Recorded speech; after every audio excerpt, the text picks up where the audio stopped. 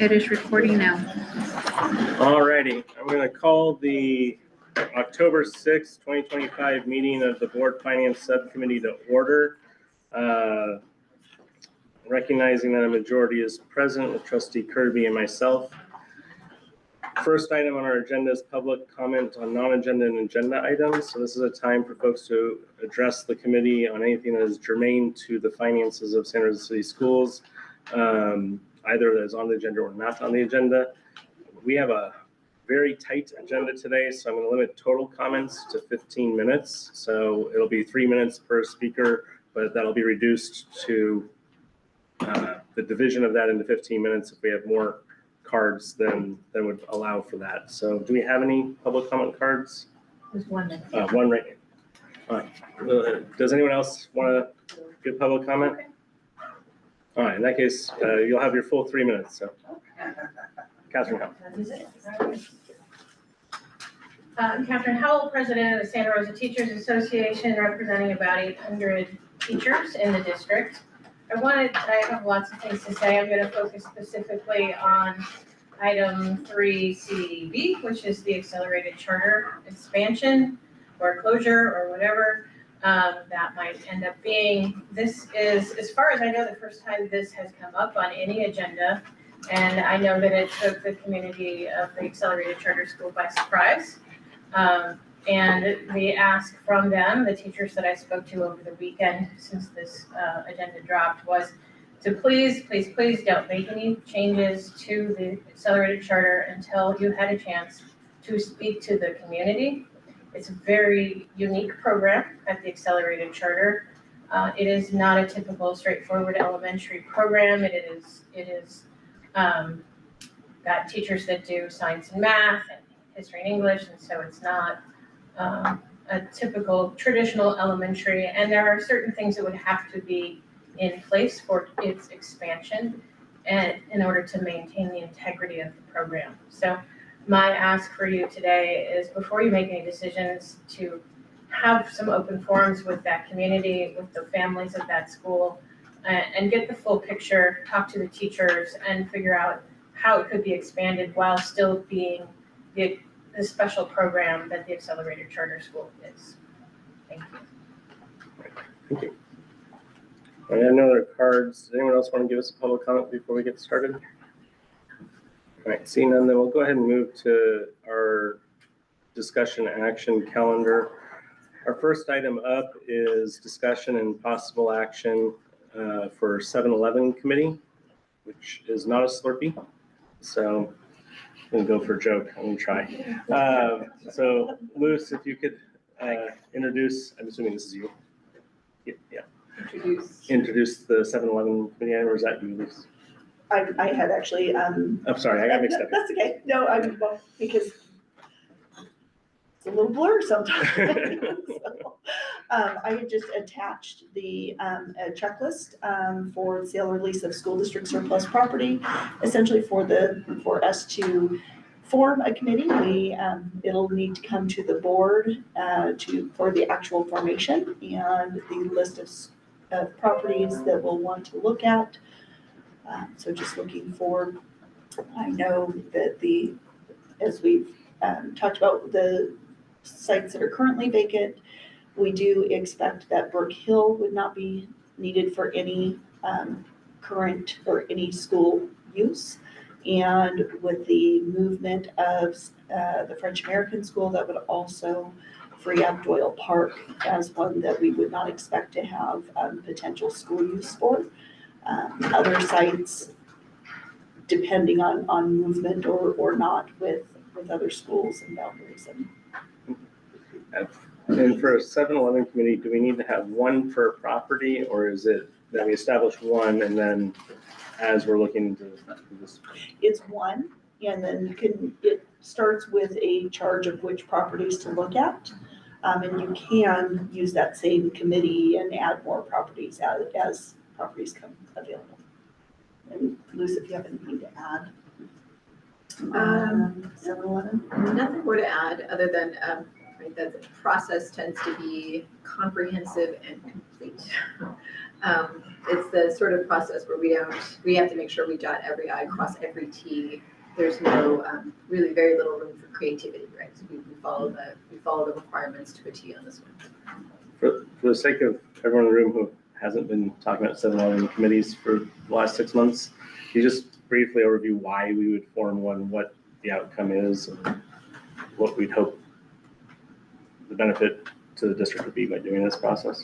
Sure. So high level, we want a 7-Eleven committee to help us think through how to make the highest and best use of our surplus properties, right? So there's lots of ways to make use of them. And we seek to have other folks be at the table with us as we're making that consideration of how do we want to proceed with these properties. I will note it's slow, it's thoughtful, and it's intentionally slow and thoughtful.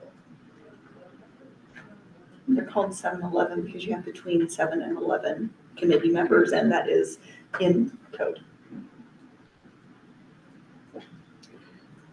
I would just comment to, historically, when we've tried to form these 7-Eleven committees, they seem to blow up into 27, 28 committee. So I would recommend let's try to keep it in the 7-Eleven. With this, it is pretty prescriptive, and so it needs to be between 7 and 11. And in the checklist, it does give the, it does need to be representative of each of the following: ethnic, age group, and socioeconomic composition of the district, the business community, such as store owner, manager, supervisors, landowners or renters, with preference to be given to representatives of neighborhood associations, teachers, administrators, parents of staff, persons with expertise in environmental impact, legal contracts, building codes, and land use.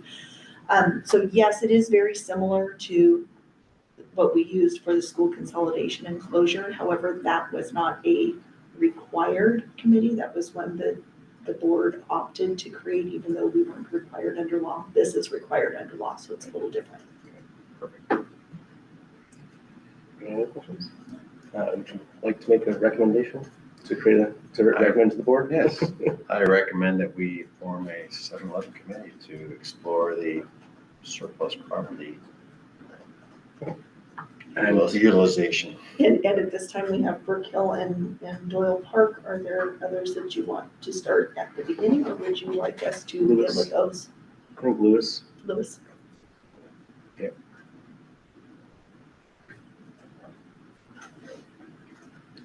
And this is a recommendation to the board, so we'll pass on as a board. Thank you. All right, item B, parcel tax revenue. So, oh, my name's on this one.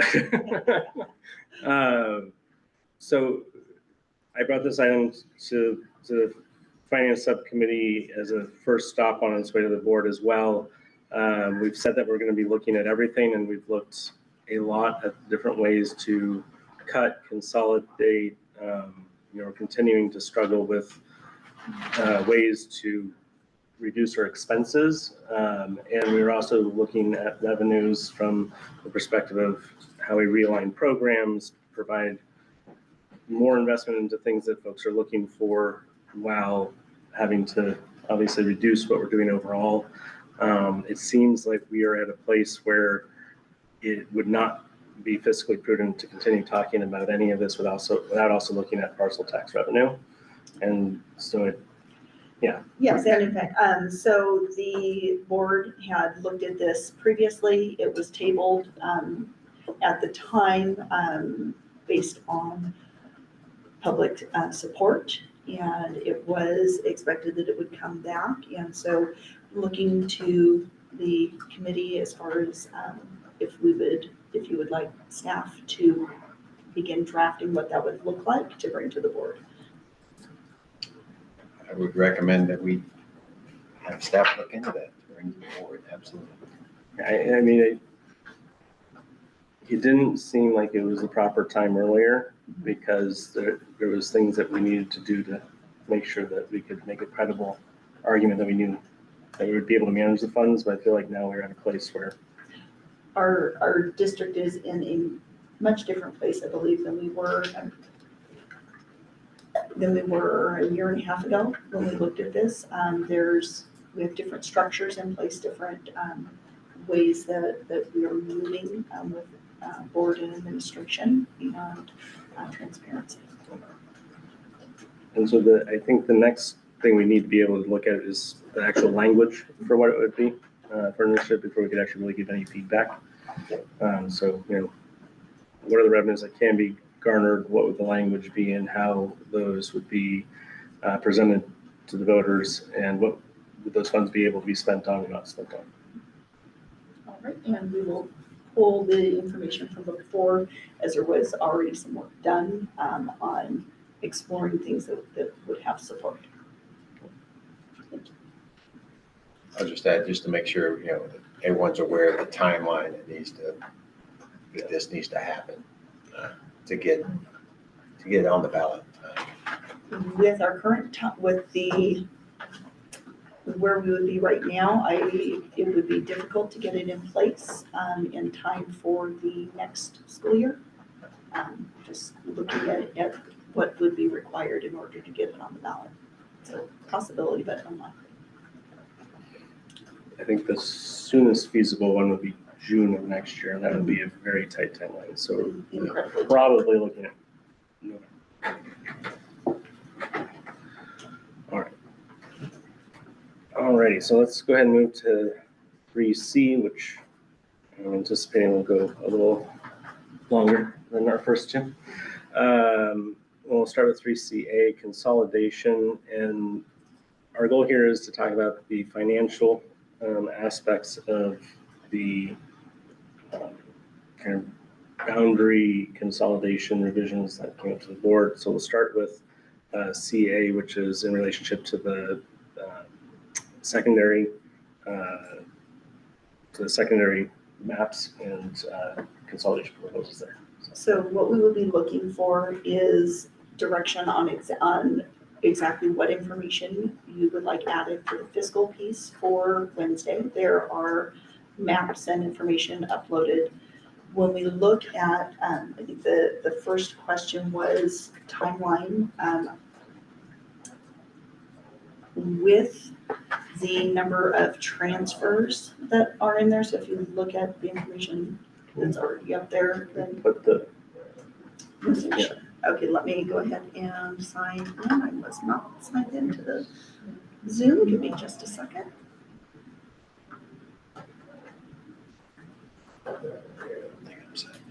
Yep, we should be able to get it up there. Yeah, I'm getting in.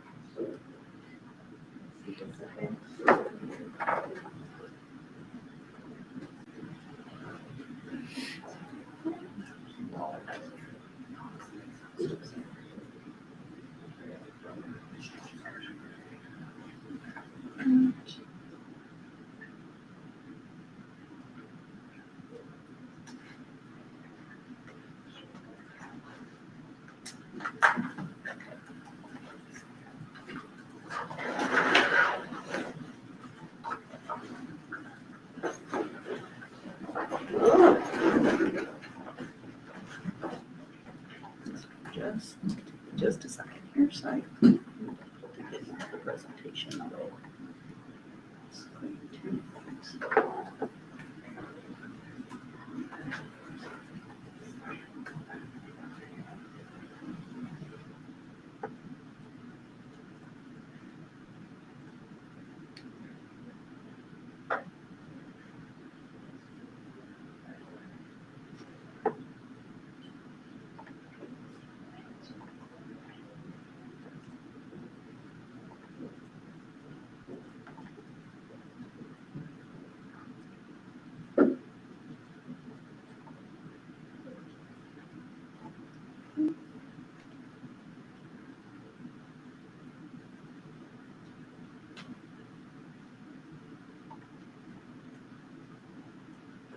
Sorry, I'm just having.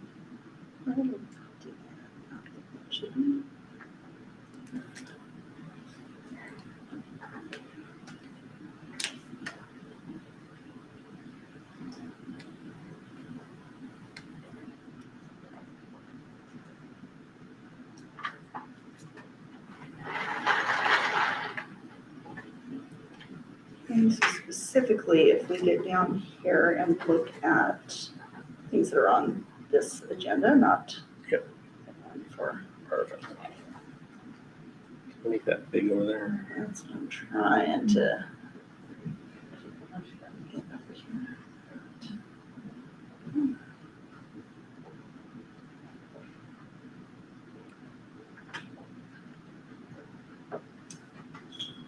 So one of the questions that came to us was, could we look at this for 26, 27? And we have concerns around being able to make that timeline happen, or the ability, because of the number of transfers that we have. So if we were to look further, and I'm just going to scroll down right now to this piece, that really, when we think about it, it's going to, from the fiscal side, looking at what that would be. Because if we look at resident students only, if they were combined with Rankin Valley and Maria Carrillo, also, if you look, we actually have a fairly even distribution. But because of transfers, this is intra-district transfers, so these are not considering inter-district transfers in. This is just within our district. We have essentially created our own problem over the years through that intra process. And so if we were to look at this currently, this is what we would expect. And this is what would end up having to fit if we were just to combine them next year based on current enrollment and the current So transfers. the bottom one is if we combine them with current enrollment maps and, you know, and then the top one, So we have issues actually across a couple of our campuses as far as those issues that we've created ourselves with the interest. So, and I fielded multiple questions this morning. My phone has been ringing off. So, I was just say a lot of people are confused by this without any context and legend. Which is why we present. And rather and than- had no idea they're resident students, what that meant. They're like, is that students that reside in these areas but don't go to our schools, or they do go to our schools? Do they include them? Does it not include them?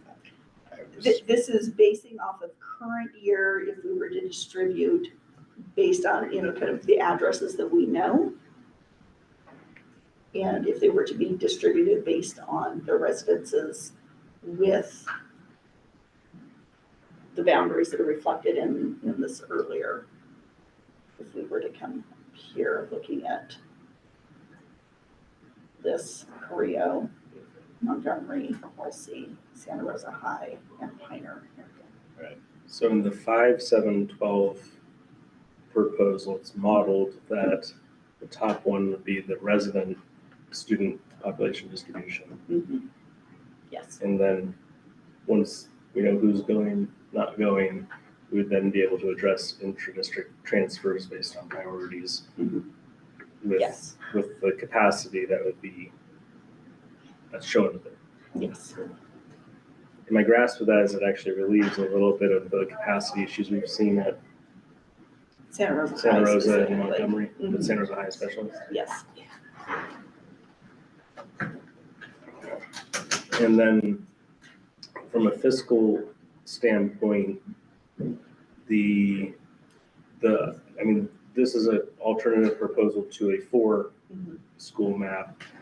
And we were talking about needing to build more buildings and needing to do things like that. So I think the fiscal question for Wednesday is, we're hearing a lot of needs like new gym space, fields, lockers at Monty. There's a lot of things like that as far as physical spaces that are needed to be improved for the 7-12 model. And so if we're going with 5 campuses instead of, Well, if we look at this right here, you're talking a 350 student difference at that one school. and so what I'm wondering is, the cost that we're talking about spending on having to build new buildings just to have places for people to fit, will we be saving there in a way where we're able to actually do the things we need to do for the space? So facility cost comparison, Facility costs. facility needs cost comparison.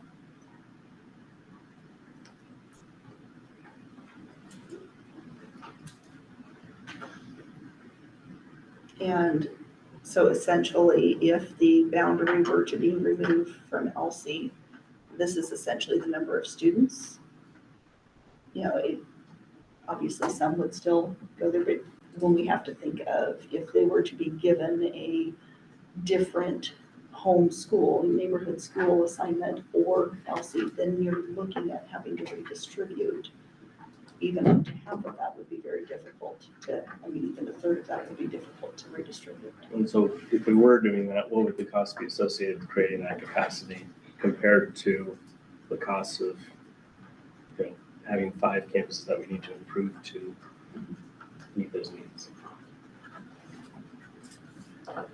From the staffing perspective of what that would look like, because again, it would not be our recommendation to move forward with this for next year. Just the capacity of staff, I think, you know, is certainly a conversation as far as the ability and being able to do this in a thoughtful way with all of the other moves that we have going on this year.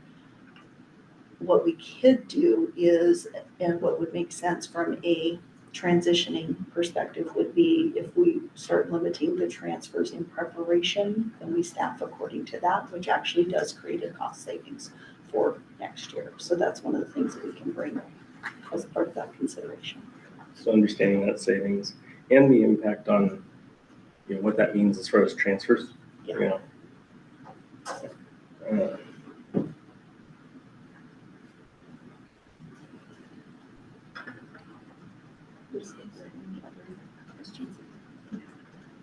So also, just to further clarify, that the LC Allen numbers on the bottom, you're assuming that all 7/8s go to LC and do not go to CCLA or any other? No, if you look in here, this is assuming that it's split.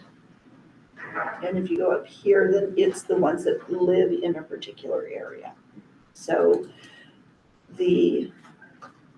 you have students that some would go to Pioneer, I believe, and some would go to LC, and then you have the option to go to CCLA as well. You know, because the way that it is written in currently into the CCLA charter is that those local students have priority to attend, regardless of whether they're in a dual language program or not. So assuming that you have some split enrollment there. And same question for Roseland. Yes. It's the same. Are we assuming, are So these this is numbers based on assuming that they're staying at Roseland, or are they assuming that they're? These are assuming that I believe these are assuming that they stay at Roseland. We'll have to double check with our projections. Because we've tried not to include assuming that we're gonna get students that we don't know yet, other than historical averages.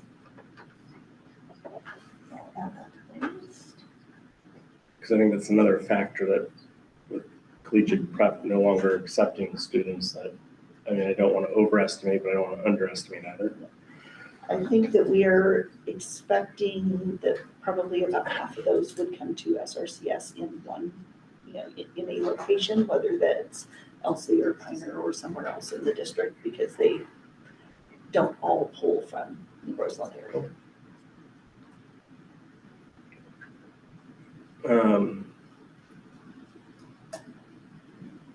If we have more refined information on what the consolidation of Lincoln Valley would bring as far as savings from our learning experiences with Santa Rosa and Montgomery, I know we had, it was a $2 or $2.5 million estimate from the consolidation process, but we should maybe less.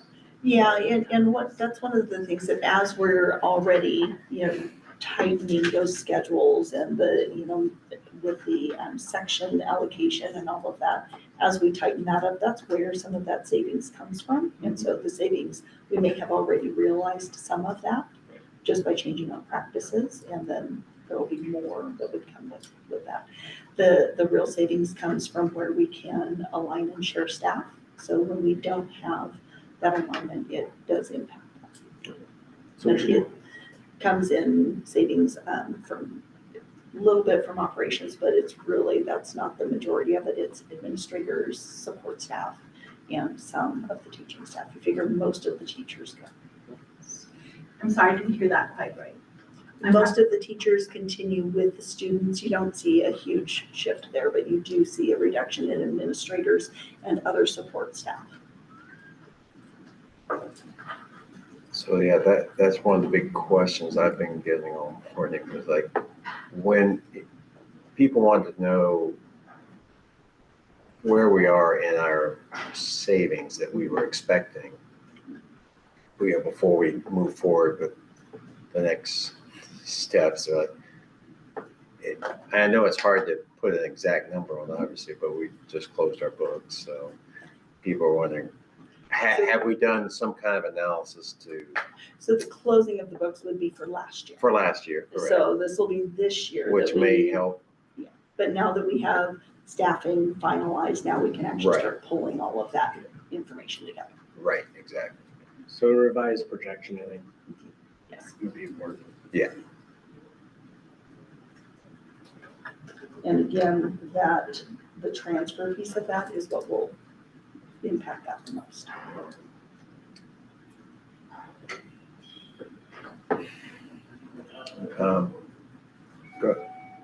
Are we gonna go back to the maps at all? We can. Absolutely, where we talking? So, again, a lot of the questions I was getting were, I'd really like to see, I know we've had it in several slides along the way, well, a couple of comments.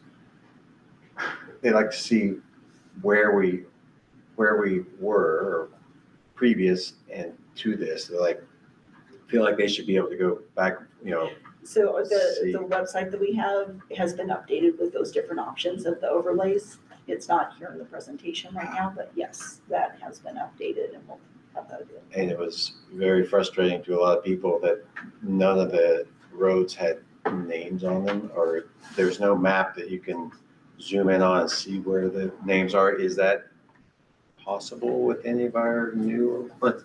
know, That I don't know. You can kind of try to, Yeah, they're trying to pull up another map on one screen and look, is that the road I live on or not? And they're trying to figure out, Mhm. it makes it more difficult for our residents to be able to Mhm. actually see or if they're being affected or not. So I don't know if we have the ability to put this on some kind of map that actually has names of roads on it to see if they're affected. I think that would be extremely helpful if we can do that. We'll see So if we, if folks in the tool. yeah, because if you type in an address, it'll actually map you and you can choose where, This is a or which version of the map. and then when you scroll all the way in, eventually you'll get to actual street names. Eventually you do? Yeah. Okay, that's On good. the website, On the not on Not on the the presentation, 'cause we can't actually Gotcha. do So that in there. Is it clear on our instructions that how people can do that? Because I was getting a lot of questions about that. Well, and it was recently updated as Oh. well over the weekend, more information was added, more accessibility and options. Okay. We definitely need to make sure we get that word out there. And the thing to keep that's really important on here to pay attention to also is when we're considering any potential changes to boundaries, we need to think about transportation and the relation there. So these are the walking distances at the secondary, or busing, we need to bus outside of these blue circles to particular areas. So that's where you do have, a small section of a neighborhood could make a difference of a route or not. Right, and And what this is is- the distance on that? It's 3 miles at the secondary. And was that listed on the legend? Because I got questions about that also. I'm not sure if it's on the legend, but it is on our website that talks about transportation. Okay. And, you know, like I said, there are different walking distances based on grade levels. When this was developed, that was taken into consideration. Yes, So this is, yes. And then the other thing, just as we think about transportation, some areas are not, even though they're within the circle, they may not be easy for our students or families to navigate. And so that's something that we need to be cognizant of.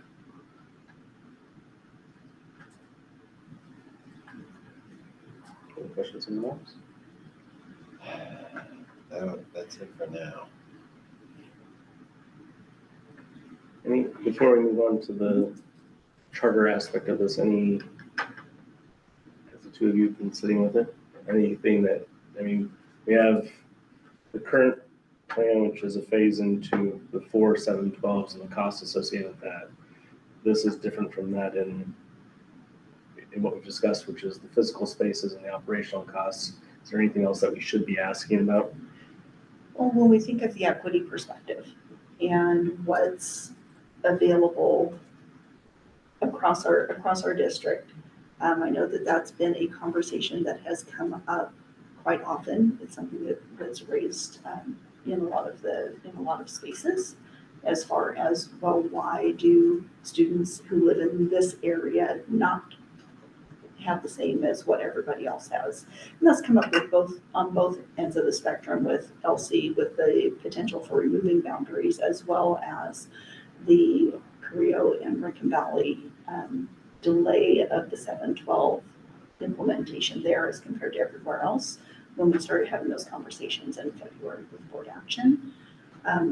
What I would say that is important as we look at everything is that when we think about the way that the board ended up having to take action in February, it was a bit disjointed because there were, actions made at several different meetings under pressures of time. We now have more information available to us.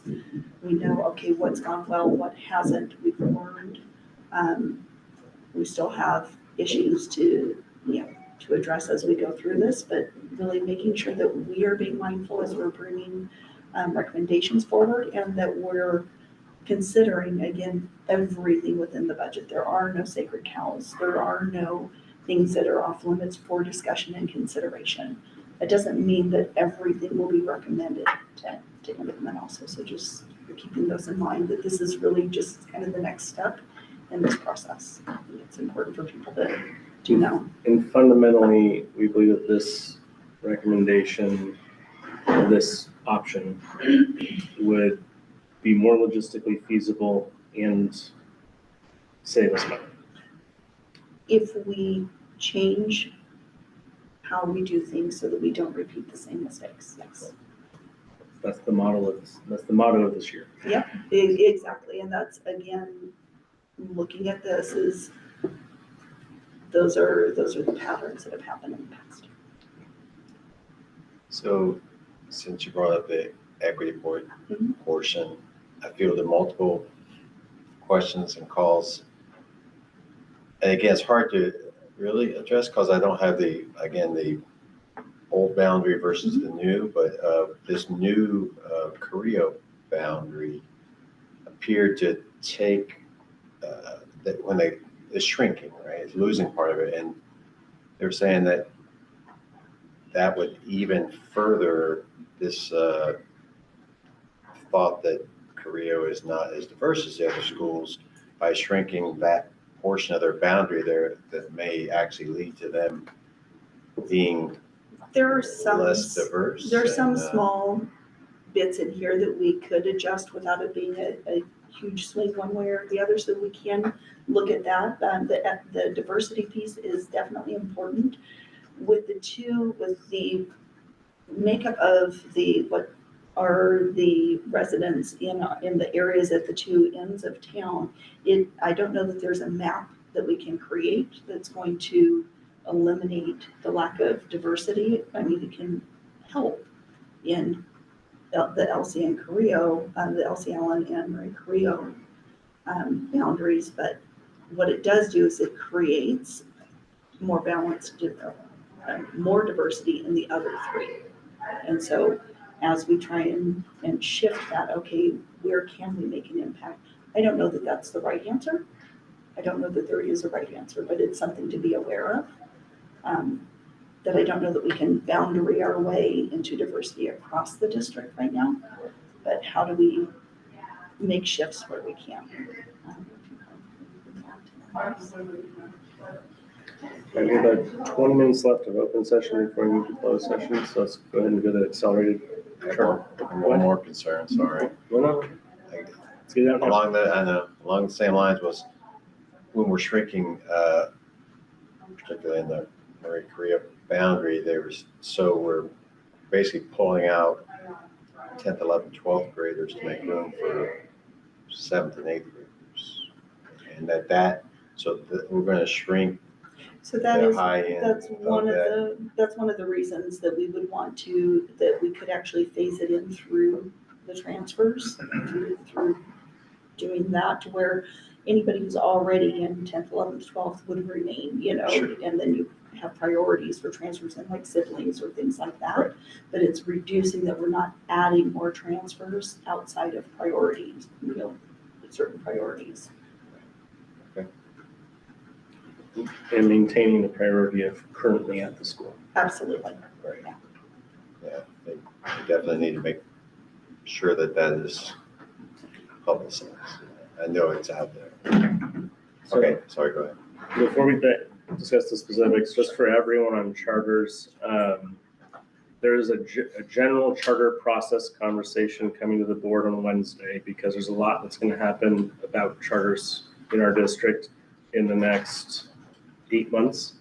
There's a few reasons for that. One is that several of our state law changed, and we changed a policy that essentially didn't allow other districts to approve charters in our district.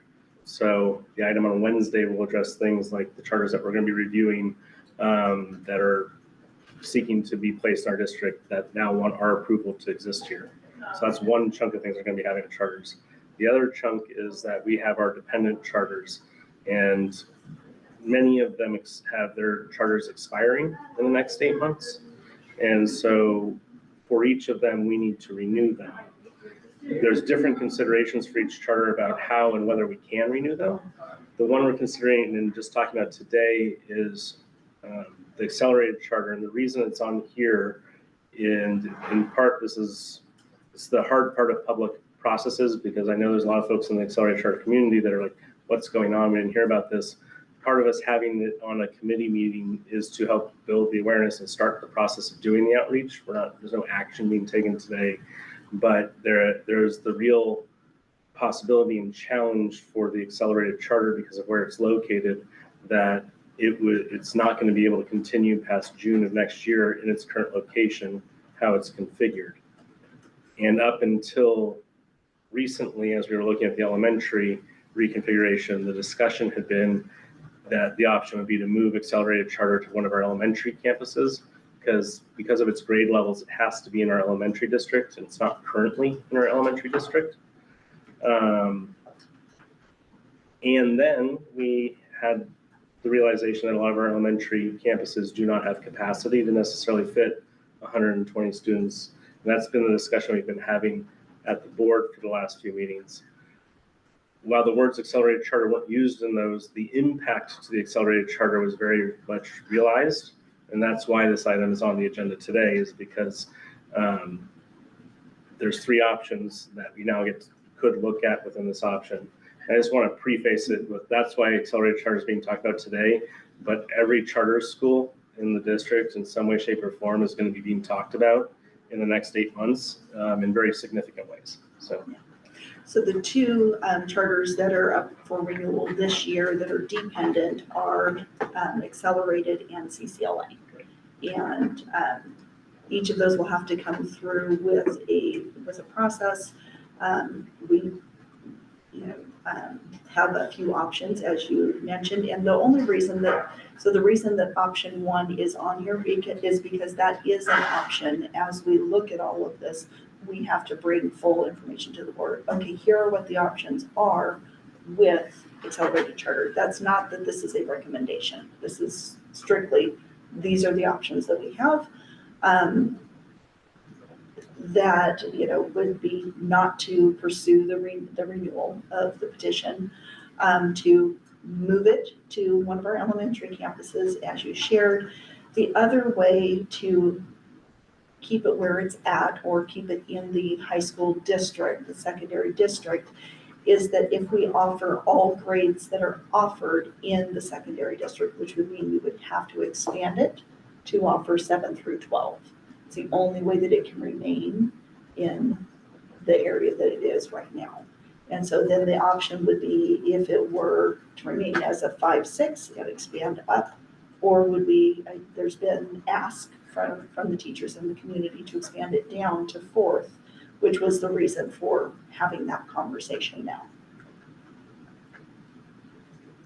So that's the basic gist of it. And so this, this is our first discussion of what information will be requested for us to bring back as we start looking at this. And yes, we obviously will, the community, whenever we bring a charter petition forward, it's actually a requirement of the law that we have discussion with the community, that it's part of that. There are petitions that actually, signatures that are gathered as part of a renewal. There's all kinds of things that happen with that, but it's important that we start here so that people know here, this is why we're talking about it. Regarding option 2, moving to which elementary campuses are eligible to be? Any of our elementary campuses, it's really about space. So it doesn't matter where we place it as long as it's within our elementary boundaries. And I've been asked, is Slater a possibility? Slater would be a possibility with option 3. It would not be a possibility with option 2. Because it's not. Right, Slater is not in our elementary boundaries. That's right, yeah, that was what I explained to them. We just want to make sure we cover that. It's important, but it could be, like you said, it could be an option for. Yeah, it doesn't have to stay at RVMS. The reason really that we would look at RVMS if the other move, or when the other move happens, based on the action before, is that eventually Rincon Valley and Creo would consolidate. We have done a lot of work at Rincon Valley Middle with bond dollars, and so that was the thought as far as that. For option 2 within the elementary, do we have any campuses, and I kind of already knew the answer to this, but do we have any campuses where we could co-locate the 128 students in the capacity right now?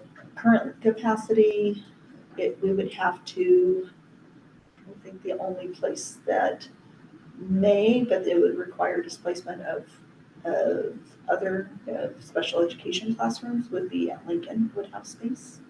If we were to look at reconfiguring that and redistributing. But that's because the class sizes are so small required for special education that it makes it very difficult to define the locations for them. So option 2 could be feasible at Lincoln. If we were just looking for a spot, as far as we have construction that would have to happen at some other sites. So I mean, could it? Yes. Next year, we have to look and see where that is, or it would mean a change of. So say if we were to look at Hidden Valley, for example, there may be space available there, but with the closure of Steel Lane and redistribution, that may or may not be feasible then at Hidden Valley for these students, or we shift where Steel Lane students go somewhere else to make room for that if we're talking about keeping this in our elementary boundaries. And if we were looking at it with an expanded campus, Comstock, Yes. it could Absolutely, Comstock. Yep, that is another option. Is there currently a waiting list for Shreks? Do we know? I mean, I think guess- there usually is a waiting list for Shreks. It's capped because of location, and also looking at, we have to look at that, where is that tipping point cost-wise versus, what does it cost to operate versus this number of students we bring in, so you need another full class. sure. Is there room to Yeah. grow them into a bigger campus? Is there, I bel- more people? I can't answer that one for sure, but we can bring that back to you on Wednesday. And just reaching out to their community, I guess, if it does grow to 4 to 12, I mean, do we know, is there Is there interest Is in there that? interest in that at all? Is Right. there, how do we know that people actually would want that? And that's those are some of the questions that we need to ask.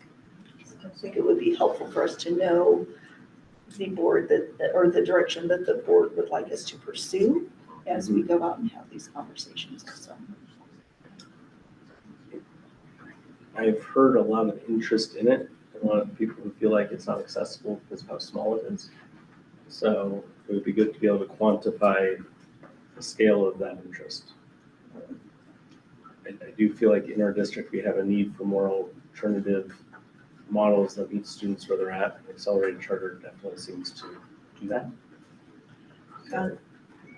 I believe another item, another attachment on the agenda for Wednesday has to do with alternative and explaining kind of what that is. Alternative often has a thought that it's for students who can't succeed, or that it's for those who need remediation or are behind.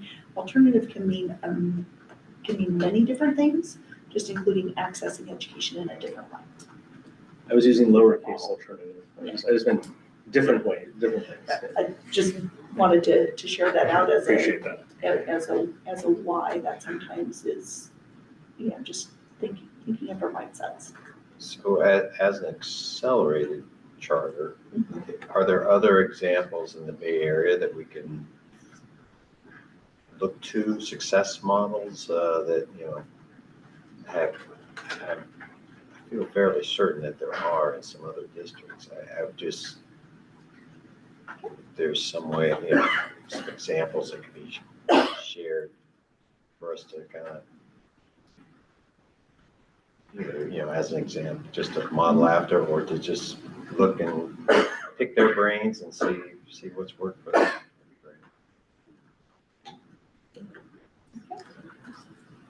Anything else on that? We have about 10 minutes for our next item, so let's go ahead and move to item D, the fiscal stabilization plan update. Take that one. Since we met, Sorry, let me stop sharing. I just realized I stopped sharing, but didn't stop screen mirroring here in the room. since we met last, we have received our official communication from the County Office of Ed letting us know that they were designating us as a lack of going concern. This was expected. I mean, it's been expected for months. This was the direction we were going in. I'll note, it's not going to change anything we're doing. We were already doing the work. We're deep in process. It's continuing. The timeline stays the same. Other than we have a few extra conditions that we have to meet in terms of communicating with them. For example, we had a September 30th deadline where they wanted a response as to how did this come about? What changes took place last year and this year that resulted in this? And so we've responded to that. And I believe that item is part of the communication for Wednesday. It's included as an information item. Thank you. So I'm going to just start off high level context wise. There are a couple of frameworks that we're using to proceed with the work that we need to do. So one is a tool that's put together by FCMAT, the Fiscal Crisis and Management Assistance Team, in their experience when school districts get themselves into a distressful situation, they've learned some things. They've put those indicators, there's a list of them. It is literally called the fiscal indicators of risk and potential insolvency. And so it's a list we get to go through as we assess ourselves. The second is there's an organization called the GFOA, the Government Finance Officers Association. Started my career outside of California. Outside of California, that's the gold star. That's the one we use. And they have a framework that's called the Fiscal First Aid Recovery Process. There's some overlap, but not complete overlap. And so I like to use both of those frameworks as I do this work. We are in the process of scheduling FICMAT to come in to do what's called a FHRA, Fiscal Health Risk. It's called analysis. It's really more of an assessment. They'll come in, ask some questions, meet with staff, look at some documents, some source documentation from us, and we get a score that tells us how close we are to insolvency. One of the nice pieces about this framework, about the assessment tool, is that it points us to what we need to do to grow. I often recommend this to superintendents to do anyway. We do it every year. I usually recommend the summertime because it slows down a little bit. Not really slows down, but at least schools are closed, and so we have a little bit more opportunity to do some work. We can do the assessment every summer, identify these are the 2 or 3 things we're going to work on for the next 12 months.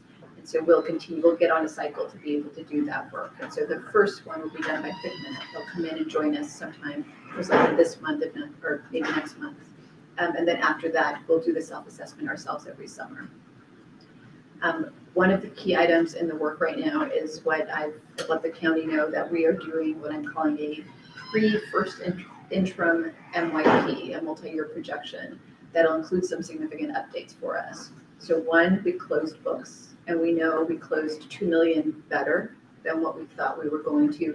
Still in the hole, still in the red, but 2 million better than what we thought we were. It'll also include the 45-day revise from the Budget Act. Those were new dollars for us, and so we'll get to incorporate those. We've also had Census Day now, and so we're going to incorporate any real adjustments we can make based on Census Day enrollment, as well as those impacts to ADA and those impacts to staffing. And so we'll be updating all of those pieces based on the best information we have now. Sometimes a criticism we'll hear is that the numbers keep changing. I'm on the other end. I significantly believe the numbers better change. They better change because every day we have better information than we did the day before. On July 1st, 100% of our budget was a guess. A good guess based on good, reasonable, sound assumptions, but a guess. With every passing day, we have better information. Like we made an assumption about what enrollment was going to be on Census Day. We now know what it is, and so we can update those figures accordingly. And so we will be looking forward to that update, to seeing where we land. Some of the places where we are paying really strong attention to our cash management. We've noted, right, we have a negative ending fund balance. We are still in control of our district, right? Is the county hovering? Yes, they are, but they're hovering from a distance still, right? They're not blowing our hair around just yet. This is true because it's the fund balance that's negative, and we've got plans that we can show them in place to resolve that. That will no longer be true if we run out of cash. So that expression people use, cash is king, it absolutely is. If we run out of cash, what that literally means is we will not have sufficient cash in the bank to honor paychecks. It means people's paychecks would bounce. State doesn't allow that to happen. They would go through a process, give us an emergency loan to ensure they didn't bounce. But in exchange for that cash, they take away the power of the board and they take away the power of the superintendent, and they assign that to a county administrator. So that's what we want to avoid at all costs. So we are working on both of those paths of ensuring that we have cash for every single month. And if we're looking like we're going to be red in cash ending cash for any given month, having the solutions in place so that we can still honor paychecks. So as an example, if, and based on the projections we're looking at now, we might have negative cash come May.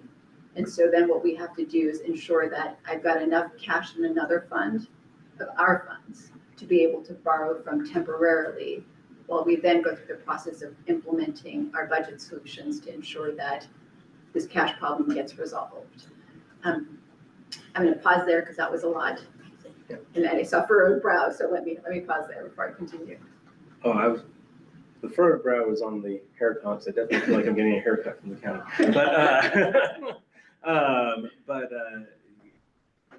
So we're I've said this a few times, every decision we're making right now is a financial decision, but we're not necessarily able to clearly quantify and track how those decisions are impacting the things we're saying that they need to. And so for the stabilization plan process, what I'm hoping for is a way where we can say, like, you know, let's say we approved one of these recommendations and we believed it was going to be $1 million structural savings multi-year. How we look at which financial problem we're solving with each of these decisions and how close we are to them, because some of these solutions are going to be the short-term, this year cash flow that you're talking about right now, right? So there's lots of, not buying supplies, and asking people to bring their own supply, there's lots of little things and big things that we can do that are going to be short-term, but not be structural. So we could still end up in the same place, just further out by doing them, but they're helping us with this cash management challenge. How can we record or contemplate or track each of these decisions we're making against which of the goals? Because if it's a short-term one, but not structural, or like consolidation is going to be more of a structural 2 years out, we see this additional savings coming in. So, we know that that's coming off of the structural challenges as we're looking at it. So I'm trying to figure out how to quantify and track those, because a lot of the questions I'm getting from folks, and also a lot of just how we're managing each of these decisions, was, why do you have to do that? I thought we made this other decision. And all these decisions cumulatively together are addressing the same problem, but there's not a good way for us to articulate the actual contribution that we realize. Yeah, so I'm certainly being, I'll call it particular. I'm being particular and discerning when it comes to how I will account for any solution. And so in my master list, it's still just my master list at this point, be thinking through is this a one-time savings or ongoing savings? And we need both. We need the ongoing because we have a real ongoing structural deficit, right? It means we spend more than we generate in revenue. So that's a real structural deficit that we need to take care of with ongoing budget solutions, right? What does that mean? That generally means we have to reduce the staffing that we have at school sites and at central office, because most of what we spend is on people. So that's the structural deficit piece. The one-time piece has a couple of components to it. So one, I'm looking at conserving cash, again, to ensure we've got the cash we need to be able to honor payroll. And then the second is to be able to replenish our reserves. This is going to be things like, we're in the process of finalizing some procurement guidelines and practices we're asking folks to follow. The very first question on the list we're asking folks to think about as they put in a requisition is, do you really need this now? Do you really need this year?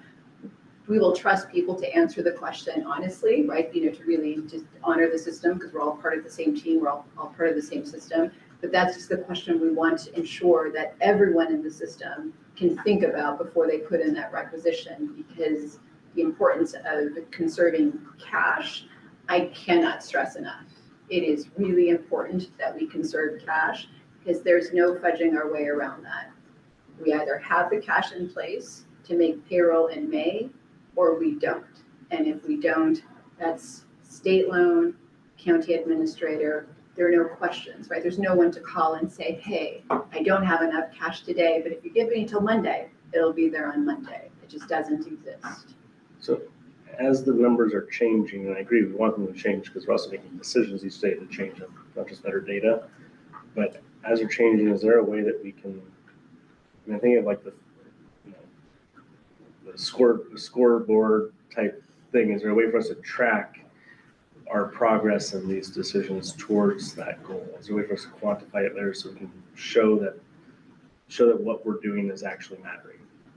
I think what comes to mind is as we are providing updates to the county and to FICMAT and to the board, we can certainly try quantifying some of those pieces as they're happening. So as an example, if we go through a process where the board makes approves some of those budget solutions like come December, that's something we can quantify then and add that to the list, right? So if we've got an ongoing structural deficit of 15 million we need to resolve, and you eliminate enough, say, positions to address 3 million of that, that's 3 million that takes care of a portion of that problem.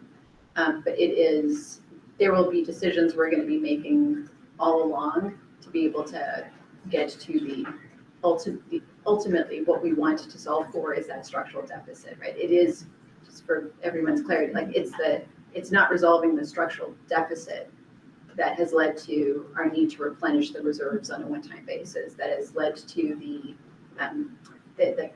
cash is the one thing I will lose sleep over, right? The reserves are the reserves. We will replenish them, and we can do that with a little bit of time and some creativity. The cash, it's either in the bank or it's not. There is no way around that one.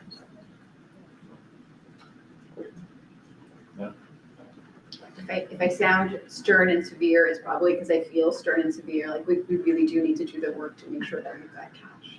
Yeah, no, one, I just want to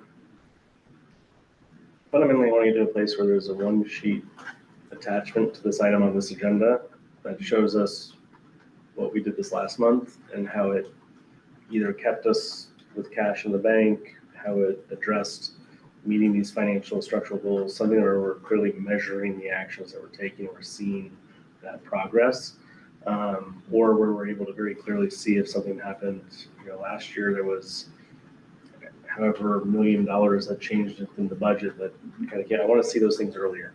Yeah. As early as possible. I think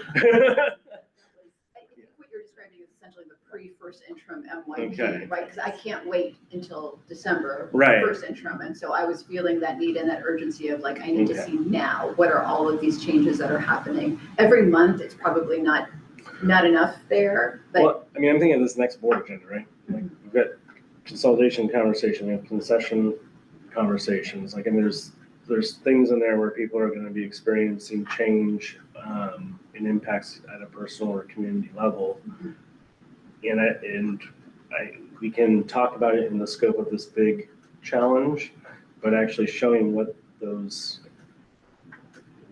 sacrifices, what those changes mean for actually addressing the problem is the thing that it's not a clear way to say this means this much.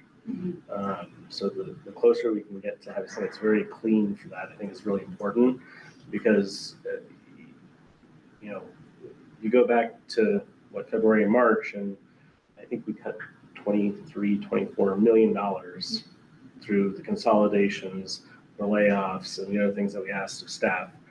And that's the big staff. That's teachers, that's administrators, that's classified, that's folks that are unrepresented. And now we're, whether it's through more consolidations or more sacrifices, we're going to be asking for more things, and how we show that this is actually progressing towards an end point. There is a light at the end of the tunnel. I don't feel like we're doing that right now. we're going to add one more light to the end of the tunnel that maybe can help people just as they start to build up that confidence that we're being complete in our picture.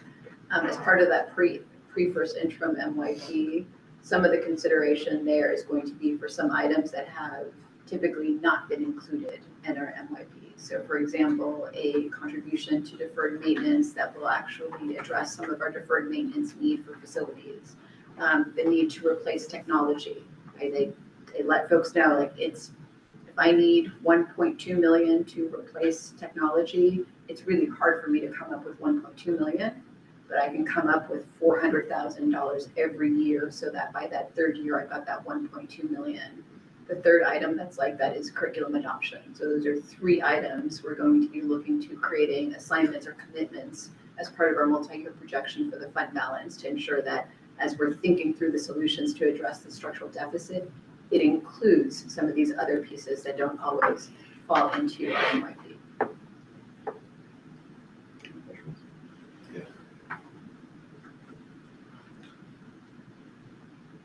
Probably have about 10 minutes that we can spare since we didn't use all of the public comment at the beginning of the meeting. We do have a closed session on labor negotiations that we're going to be adjourning into, but since we have the time, if there is anyone that would like to provide public comment as you've heard our conversation, I'll go ahead and open public comment back up. Is there anyone that would like to address the board for 3 minutes? I just have a procedural note. Yeah. The meeting that's being held on Wednesday is at 4 o'clock, Yes. which is during the workday. There's a lot of families that are not able to attend, and public comment is only via in-person attendance. I think maybe from the perspective of equity, it'd be nice to address that. Appreciate that. We'll take it under consideration. I will say that we received a lot of concerns and comments because those items are coming up at the end of our agendas on the other end of the spectrum. So a part of this was to try and move it to an earlier part of the day, but I'll definitely pass that along. Any other comments for the Finance Committee today? Just a comment with regards to the and question with regards to the students versus the residents redistricting for math and transfer adjustments. I know anecdotally as a parent that there has been some flight. So how to account for that in the recommendations, how to account for the cost of that flight. I can tell you with certainty that in 2017, when we experienced the same $20 million in accounting oopsies, that I left Santa Rosa City School District with my elementary kids, specifically because of that action. So coming back to this situation with middle school and high school, I have a middle schooler right now. I'll have a middle schooler in 2027 trying to go to RBMS. Clearly that's not going to happen. Flight is very real. So the numbers that we're talking about here seem optimistic when you factor in flight because of concepts of equity that don't have numbers firmly attached to them. So from a fiscal perspective, how are we quantifying flight with regards to the true cost to delivering services to the residents? Thank you. I think that adds on to our question about the projections versus residential students. So we should make sure it's included for Wednesday. One last one. Yeah. I'm not quite clear on, are we going to be rescinding the interdistrict transfers that are already occurring for high schoolers at Maria Carrillo to make room for RBMS students to come in? Or will those students that are coming in from LC Allen District that are at Carrillo now, will they be allowed to finish out their high school tenure? So the way our priority transfers currently work is priority is if you're currently at that school, and no part of this proposal is proposing to change that.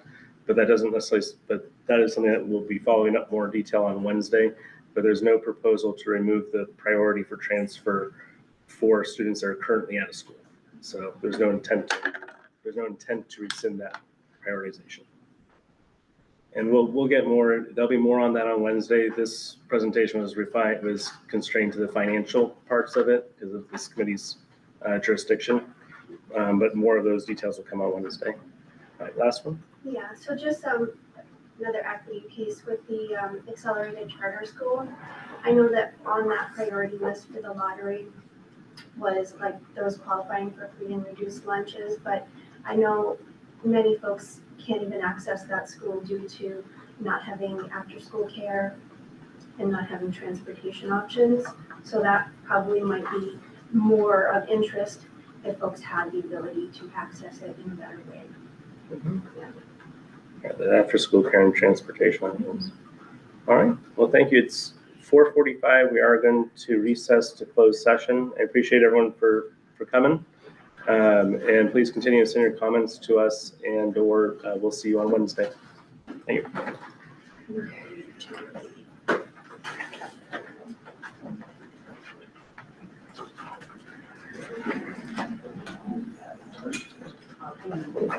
Yes, although we didn't get. I was just saying, I left my notebook and my to-do budget already on. That's all. Okay. There we go. Yeah. And I'm meeting. And go.